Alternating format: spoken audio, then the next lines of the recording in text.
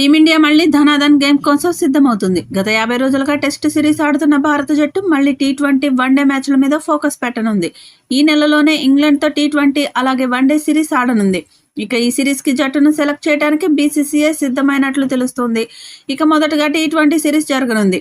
జనవరి 22న ప్రారంభమయ్యే టీ20 సిరీస్తో భారత్లో ఇంగ్లాండ్ పర్యటన మొదలై ఫిబ్రవరి 12న చివరి వన్డేతో ముగుస్తుంది. సిరీస్లో భాగంగా ఇంగ్లాండ్తో 5 టీ20 మ్యాచ్లను ఇండియా ఆడనుంది. ఇక ఈ సిరీస్కి సూర్యకుమార్ యాదవ్ టీ20 జట్టు కెప్టెన్గా ఉండనున్నారు.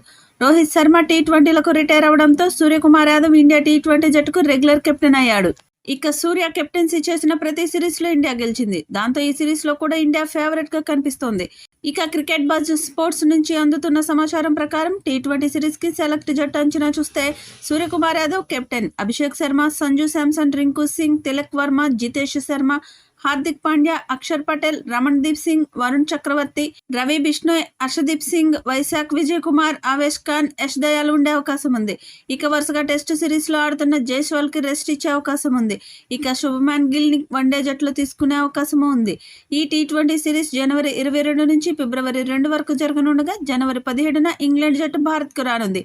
ఇక టీ20 షెడ్యూల్ చూస్తే తొలి టీ20 జనవరి 22 కోల్కతా వేదికగా, రెండో టీ20 జనవరి 25న చెన్నైలో, మూడో టీ20 జనవరి 28న రాజ్కోట్లో, నాలుగో టీ20 జనవరి 31న పూణేలో, ఐదో టీ20 ఫిబ్రవరి 2 ముంబైలో జరగనున్నాయి. సీనియర్ ఆటగాళ్లు లేకుండానే టీమిండియా రంగంలోకి దిగే ఛాన్స్ ఉంది.